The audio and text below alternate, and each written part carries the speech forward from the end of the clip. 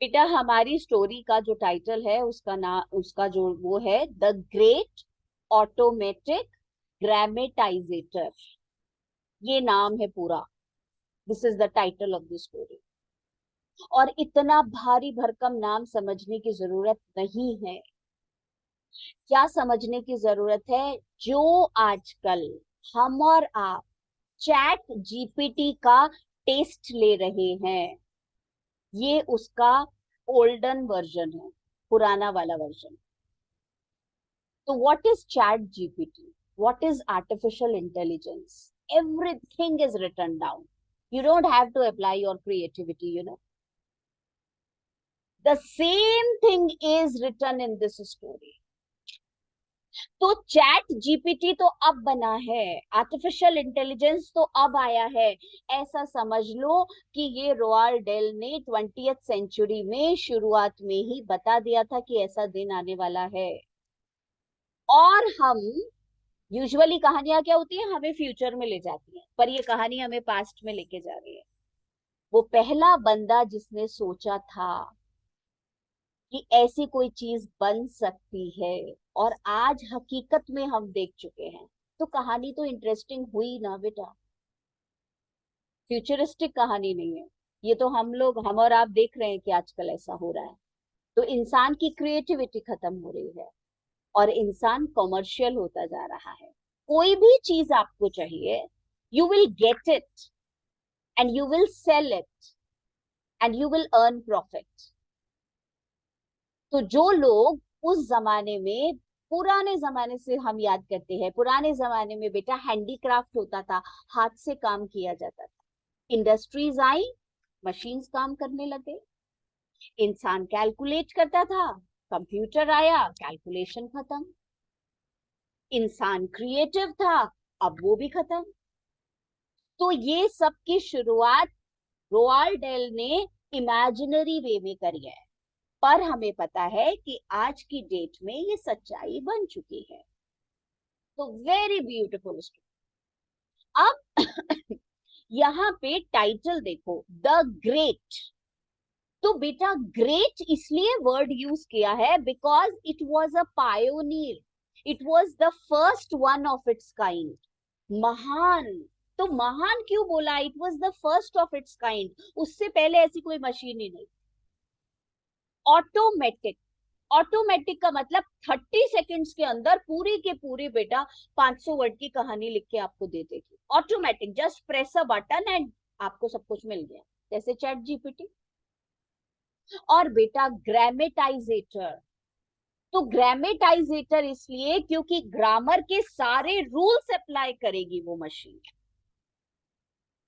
ये मशीन कब, कैसे, क्यों बनी और उसका इफेक्ट क्या हुआ, ये बताया जाएगा। मैंने, तुम्हें याद है एक और दिन, आई डोंट रिमेम्बर मैंने तुम्हें किस रेफरेंस में ये बात कही थी, पर बेटा यस मुझे याद आ गया कौन से रेफरेंस में कही थी। मैंने स्ट्रेंज मीटिंग पोयम जब शुरू करी थी तब मैंने ये बात बोली थी कि बेटा हम जो भी बोलते हैं वो यूनिवर्स में ट्रैवल करता है और वो सूनर और लेटर सच हो जाता है। इसलिए वॉर, एंटी वॉर पोयम पढ़ते समय हम पढ़ते हैं एंटी वॉर पोयम और सोचते हैं कि ये बात उनके पास पहुंच जाए, वॉर मोंगर्स के पास, हमारे यूक्रेन के प्रेसिडेंट और रशिया के प्रेसिडेंट के पास, और वॉर खत्म हो जाए। क्योंकि हमारे वर्ड्स ट्रेवल करते हैं यूनिवर्स में। उसका प्रूफ है ये कहानी जो आप और मैं पढ़ रहे हैं। रोआल्ड डेल ने ये कहानी लिखी और यूनिवर्स में वो ट्रेवल होने लगा और आज हमारे सामने चैट जीपीटी है। तो हर चीज जो हम बोलते हैं वो सच होती है क्योंकि वो यूनिवर्स में ट्रेवल करती रहती है। अब बेटा ये कहानी बड़ी अच्छी तरीके से उन्होंने प्रेजेंट करी है और बड़े इंटरेस्टिंग फैक्ट्स इसमें हमें पता चलेंगे ह्यूमन बींग्स के बारे में, जिसपे हम फोकस करेंगे। राइटर का नाम तो मैं 3 बार 4 बार 6 बार ली चुकी हूँ इतनी देर में, so I don't have to repeat it again. Page number 41 book में से पढ़ रहे हैं बेटा। आज तो हम इसका सिर्फ स्टोरी स्टार्ट कर रहे हैं, कल से फिर इसके एमसीक्यूज वगैरह भी करना शुरू करेंगे। बेटा ह्यूमन बिहेवियर के बारे में बहुत सारी चीजें मैं focus करवाऊंगी। Well, Naipi, my boy, now that it is finished, I just called you in to tell you I think you have done a fine job. तो बेटा ये जो बंदा है जिसने ये डायलॉग बोला, ये एक कंपनी का मालिक है और ये जो है बेटा अपने सबसे काबिल इंजीनियर से बात कर रहा है। तो वो बेटा काबिल इंजीनियर नाइफ हमारी कहानी का प्रोटेगोनिस्ट, मेन कैरेक्टर। तो बेटा बॉस कहता है, well Knipe my boy, now it is finished. ये जो हम मशीन बना रहे थे वो बन गई।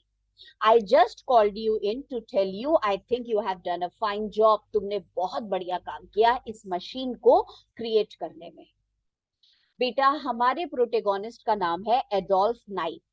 अब बेटा इतना आपने बड़ा काम किया है, आपने एक कैलकुलेटिंग मशीन, समझ लो कंप्यूटर, आपने इन्वेंट कर दिया और आपका बॉस आपकी तारीफ कर रहा है तो आप कितने खुश होगे। पर ये हमारा एडोल्फ नाइपी खुश नहीं है। कैसे, तो देखो पता चलेगा। Adolph Knipe stood still in front of mister Bohlen's desk. Mister Bohlen's boss का नाम, उसके सामने बेटा बॉस की डेस्क के सामने खड़ा हुआ है। स्टिल कोई एक्साइटमेंट नहीं है। There seemed to be no enthusiasm in him at all. कोई बेटा हैप्पीनेस, प्लेजर, विनिंग वाली फीलिंग ही नहीं है उसमें। बिल्कुल चुप खड़ा हुआ है। तो बेटा बॉस ने पूछा, आरंट यू प्लीज्ड? क्या तुम खुश नहीं हो? ओ यस मिस्टर बॉलन, नहीं मैं खुश हूं। Did you see what the paper said this morning? अरे न्यूज़पेपर में क्या बढ़िया हमारा आर्टिकल आया है, क्या बढ़िया न्यूज़पेपर ने हमारी तारीफ करी है, पढ़ा तुमने? नो सर आई डिडंट, नहीं पढ़ा सर। तो बेटा बिल्कुल इंटरेस्टेड नहीं है, इनडिफरेंट एटीट्यूड। क्यों है मैम इनडिफरेंट, वो आगे आगे पता चलेगा। The man behind the desk, बेटा बॉस, पुल्ड अ फोल्डेड न्यूज़पेपर टुवर्ड्स हिम। तो बेटा बॉस तो बहुत एक्साइटेड है और बॉस ने वो न्यूज़पेपर दिखाया कि देखो न्यूज़पेपर ने क्या तारीफ करी है हमारी, एंड बिगैन टू रीड। और बेटा न्यूज़पेपर में लिखा हुआ था, आर्टिकल आया था, the building of the great automatic computing engine. तो बेटा ये जो इन्होंने लिखा था ना, you have done a fine job, it is finished, तो क्या अभी अभी इसने फिनिश किया है? कौन सा काम अभी अभी इन दोनों ने पूरा किया है, इनकी कंपनी ने पूरा किया है? बेटा they built a the great automatic computing engine बनाया है। स्टोरी का नाम क्या है? The great automatic grammatizator. तो अभी ग्रामेटाइजर नहीं बताया, अभी तो computing engine, computer. Ordered by the government some time ago. सरकार ने जो उनको काम दिया था वो इस कंपनी ने पूरा कर दिया। न्यूज़पेपर में से पढ़ रहा है बेटा boss. Machine in the world today, its function is to satisfy the ever increasing need of science, industry and administration. ये computing ma'am you engine, skipped one line. अच्छा the it is now complete. It is probably the fastest electronic calculating machine in the world today. तो बेटा जब computer पहली बार introduce हुआ होगा तो ऐसे ही हुआ होगा। ये सबसे फास्टेस्ट है। Its function is to satisfy the ever, ever का मतलब ऑलवेज, और ये ग्रेट ऑटोमेटिक कंप्यूटिंग इंजन, ये बेटा सेटिस्फाई करेगी हमेशा साइंस की, इंडस्ट्री की, एडमिनिस्ट्रेशन की जरूरतों को, for rapid mathematical calculation. Rapid आपको पता ही है, fast. In the past by traditional methods, वो कैलकुलेशन जो हम लोग पहले ट्रेडिशनल तरीके, पुराने तरीके से करते थे, would have been physically impossible. और बेटा वो बड़े बड़े कैलकुलेशंस फिजिकली इम्पॉसिबल होते थे और would have required more time than the problems justified. और अगर वो फिजिकली पॉसिबल भी होते थे बड़े बड़े कैलकुलेशंस करने, तो उतनी बड़ी प्रॉब्लम नहीं होती थी जितना टाइम कैलकुलेशन में लग जाता था। The speed with which the new engine works, said Mr. John Bolham, head of the firm of electrical engineers. बेटा न्यूज़पेपर में पढ़ रहा है बॉस रिपोर्ट, और न्यूज़पेपर में लिखा है कि मिस्टर जॉन बॉलन, जो कि इस कंपनी के मालिक हैं, बेटा इलेक्ट्रिकल इंजीनियर्स कंपनी के मालिक, mainly responsible for its construction, may be grasped by the fact, grasp का मतलब understood the fact that it can provide the correct answer in 5 seconds to a problem that would occupy a mathematician for a month. और mister John वर्लन कहते हैं कि 5 second में वो answer दे देगी machine जो एक मैथमेटिशियन को 1 महीना लगेगा आंसर निकालने में.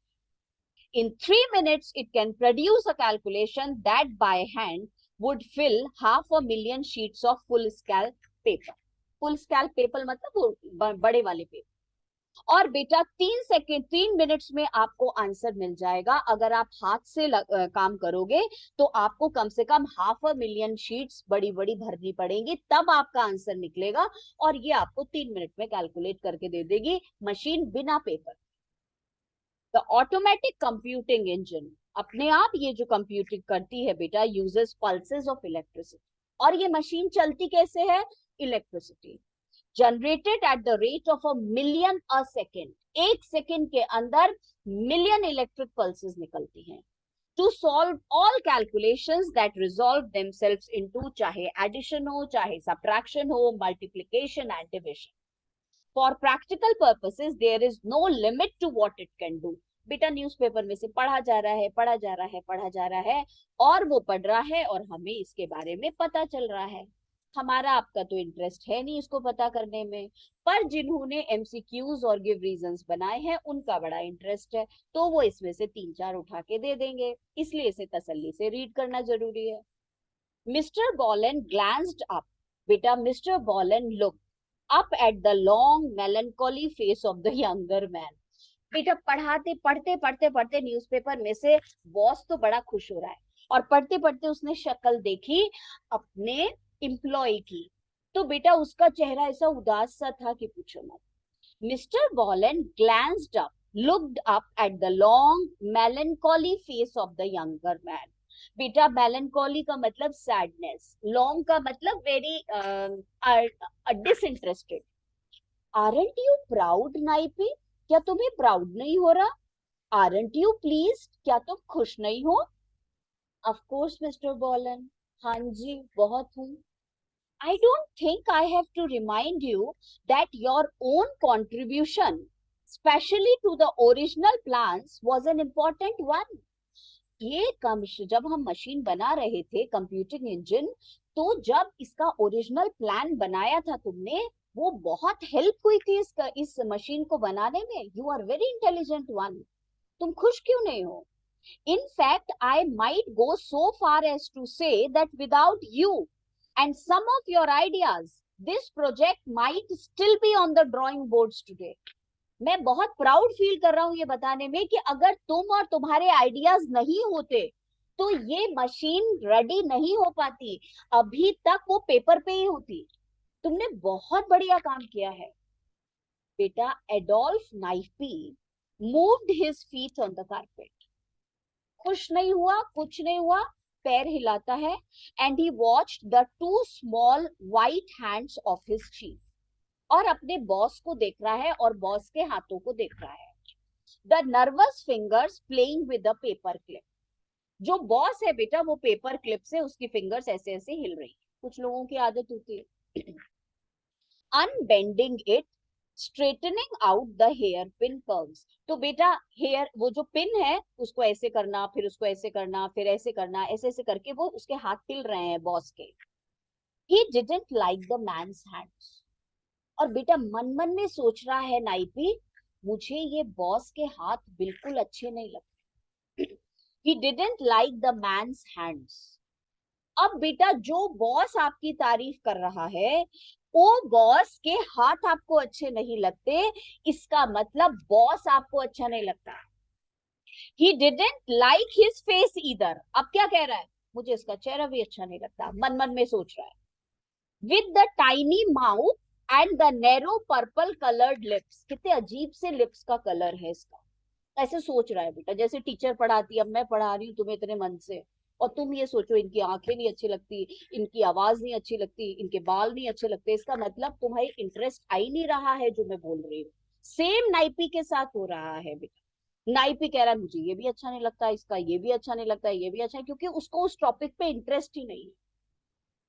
It was unpleasant the way only the lower lip moved when he talked. अजीब ही है मेरा बॉस, बोलता है इसका सिर्फ लोअर लिप हिलता होता है, ऊपर वाला हिलता ही नहीं है, कैसा है ये। तो बेटा मन मन में इतना बुरा बुरा उसके बारे में सारी उसकी बुराइयां दिखाई दे रही है उसको। So he is not paying attention to what the boss was saying. अब बेटा बॉस ने देखा कि ये तो जवाब ही नहीं दे रहा, तो बॉस एक्सक्यूज ने मी मैम। बोला, हाँ बेटा दक्षिका। मैम यहाँ पे नर्वस फिंगर्स क्यों लिखा है? नर्वस फिंगर मतलब he was inconfident. The boss okay was ma'am. never confident, you know। तो ये हाथ हिलना ये हिलना ये बताते हैं कि वो खुद इतना ज्यादा इंटेलिजेंट नहीं है बेटा, और वो रियली में जानता है कि ये नाइपी की वजह से सब कुछ हो रहा है। He is getting the credit, you okay no. Ma'am. Okay. Is anything bothering you Knipe? Anything on your mind? कुछ सोच रहे हो क्या? Oh no mister Bohlen, no, नहीं नहीं कुछ नहीं कुछ नहीं कुछ नहीं कुछ नहीं कह रहे, और अंदर से इतना सब उसके दिमाग में चल रहा है। How would you like to take a week's holiday? अब बॉस ने क्या सोचा, बेचारा थक गया इतने दिनों से काम करके, कहते एक हफ्ते छुट्टी ले लो। Do you good, you have earned it. अपना जो मजा मजा करो, तुमने सच में you have earned your holidays because you have work so hard ना। Oh I don't know sir. नहीं सर ऐसी तो कोई बात नहीं है, मुझे तो हॉलीडे नहीं चाहिए। तो अब बेटा बहुत मजेदार बात, बहुत ही मजेदार। अभी ह्यूमन बिहेवियर देखो। तो अभी तक तुमने पढ़ा मन मन में नाइट भी अपने बॉस को बुरा बुरा बुरा बुरा सोच रहा है। तो बेटा बॉस कौन सा उसके बारे में अच्छा सोच रहा है? तो बॉस भी जो है बेटा वो उसके बारे में बुरा सोच रहा है, कैसा गंदा सा है ये, कितना बुरा है ये, पर क्या करूं, सहन करना पड़ेगा इसको क्योंकि बहुत इंटेलिजेंट है। तो बेटा ये एनर्जी एक्सचेंज होती है। हम दूसरे के बारे में बुरा सोच रहे हैं, ये नहीं पता दूसरा हमारे बारे में भी सोच रहा है। जिसके बारे में हमें अच्छा फील होता है, इसका मतलब वो भी हमारे बारे में अच्छा सोच रहा है। This is the exchange of energy. अब वो देखा बेटा यहाँ पे लिखा हुआ है, the older man waited watching this tall thin person. और बेटा अब बॉस देख रहा है ये पतला सा लंबा सा nightie, who stood so sloppily before him। बेटा sloppily का मतलब केयरलेसली, अनसिस्टमैटिक है। he was a difficult boy। God, ये तो इतना डिफिकल्ट लड़का है, पता नहीं इसको कौन सी चीज अच्छी लगती कौन सी बुरी। Why couldn't he stand up straight? सीधा क्यों नहीं खड़ा होता, ऐसे खड़ा रहता है। बॉस बेटा उसके बारे में बुरा बुरा सोच रहा है।